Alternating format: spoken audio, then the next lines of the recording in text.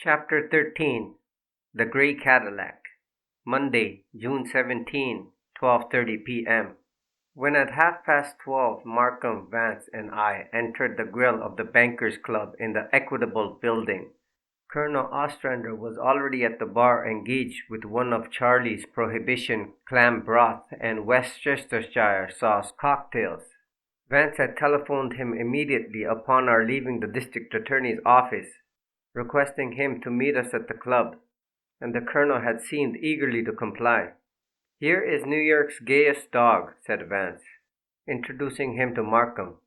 I had met him before, a Saberite and hedonist.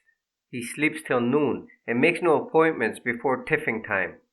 I had to knock him up and threaten him with your official ire to get him down at this early hour. "Only too pleased to be of any service," the colonel assured Markham grandiloquently.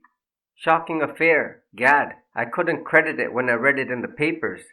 Fact is, though, I don't mind saying it, I have one or two ideas on the subject. Came very near calling you up myself, sir." When we had taken our seats at the table, Vance began interrogating him without preliminaries. "You know all the people in Benson's set, Colonel. Tell us something about Captain Leacock. What sort of chap is he?" "Ah, so you have your eye on the gallant captain." Colonel Ostrander pulled importantly at his white mustache.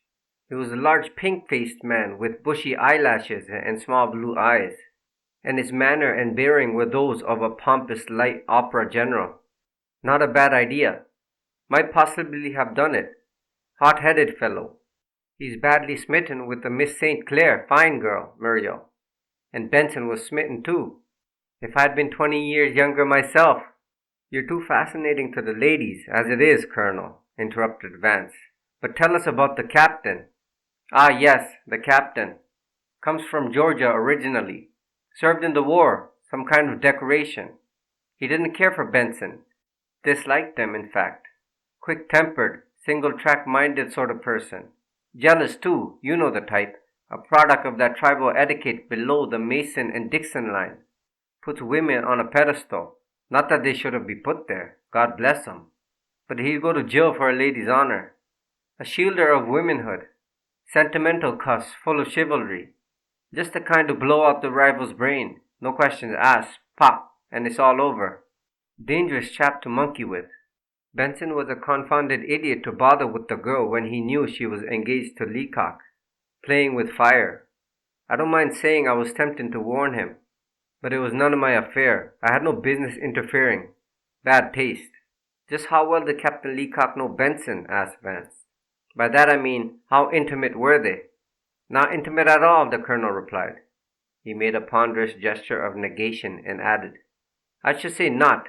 Formal, in fact. They met each other here and there a good deal, though. Knowing 'em both pretty well. I've often had 'em a little affairs at my humble Dingens.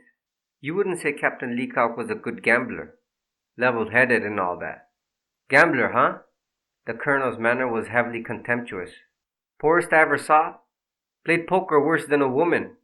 Too excitable. Couldn't keep his feelings to himself. Altogether too rash." Then, after a momentary pause, "By George, I see what you're aiming at. And you're dead right. It's rash young puppies just like him to go about shooting people they don't like. The captain, I take it, is quite different in that regard from your friend Leander Pfyfe," remarked Vance. The colonel appeared to consider. "Yes and no," he decided. "Pfyfe's a cool gambler, that I'll grant you. He once ran a private gambling place of his own down on Long Island, roulette, Monte, baccarat, and that sort of thing.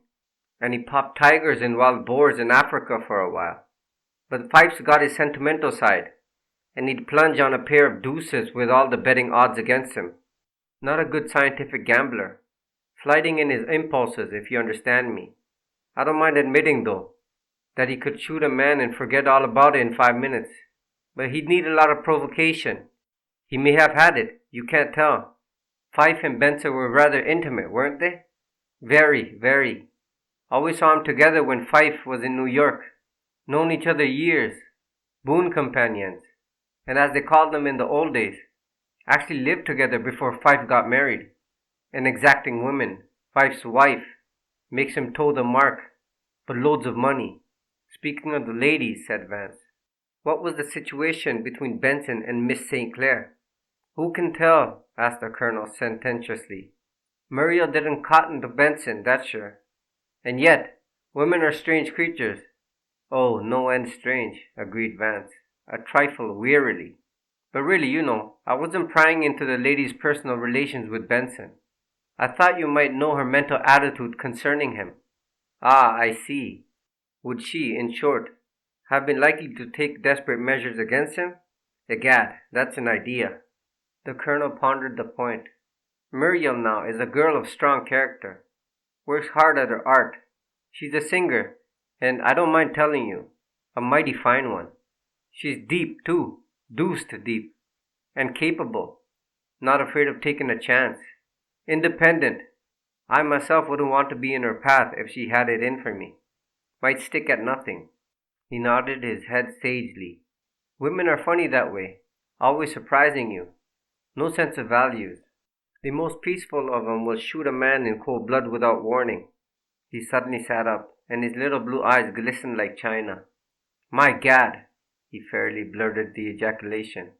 Muriel had dinner alone with Benson the night he got shot, the very night. Saw 'em together myself at Marseilles. You don't say, really, muttered Vance incuriously. But I suppose we all must eat. By the by, how well did you yourself know Benson? The colonel looked startled, but Vance's innocuous expression seemed to reassure him. I, my dear fellow, I've known Alvin Benson 15 years. At least 15, maybe longer. Showed him the sights in this old town before the lid was put on. A live town it was then. Wide open. Anything you wanted. Gad, what times we had. Those were the days of the old Haymarket. Never thought of toddling home till breakfast. Vance again interrupted his irrelevancies. How intimate are your relations with Major Benson? The Major? That's another matter. He and I belong to different schools. Dissimilar tastes. We never hit it off. Rarely see each other. He seemed to think that some explanation was necessary, for before Vance could speak again, he added, The Major, was never one of the boys, as we say. Disapproved of gaiety. Didn't mix with our little set. Considered me and Alvin too frivolous. Serious-minded chap. Vance ate in silence for a while, then asked in an off-handed way, Did you do much speculating through Benson and Benson? For the first time, the colonel appeared hesitant about answering. He ostentatiously wiped his mouth with his napkin. Oh, dabbled a bit, he at length admitted airily. Not very lucky, though. We all flirted now and then with the goddess of chance in Benson's office. Throughout the lunch, Vance kept plying him with questions along these lines. But at the end of an hour, he seemed to be no nearer anything definite than when he had began. Colonel Ostrander was voluble, but his fluency was vague and disorganized. He talked mainly in parentheses, and insisted on elaborating his answer with rambling opinions, until it was almost impossible to extract what little information his words contained. Vance, however, did not appear discouraged. He dwelt on Captain Leacock's character, and seemed particularly interested in his personal relationship with Benson. Pfyfe's gambling proclivities also occupied his attention, and he let the colonel ramble on tiresomely about the man's gambling house on Long Island and his hunting experiences in South Africa. He asked numerous questions about Benson's other friends, but paid scant attention to the answers. The whole interview impressed me as pointless, and I could not help wondering what Vance hoped to learn. Markham, I was convinced, was equal at sea. He pretended polite interest, and nodded appreciatively during the colonel's incredibly drawn-out periods, but his eyes wandered occasionally, and several times I saw him give Vance a look of reproachful inquiry. There was no doubt, however, that Colonel Ostrander knew his people. When we were back in the district attorney's office, having taken leave of our garrulous guests at the subway entrance, Vance threw himself into one of the easy chairs with an air of satisfaction. Most entertaining, what? As an eliminator of suspects, the colonel has his good points. Eliminator? Retorted Mark. It's a good thing he's not connected with the police. He'd have half the community jailed for shooting Benson. He is a bit bloodthirsty, Vance admitted. He's determined to get somebody jailed for the crime.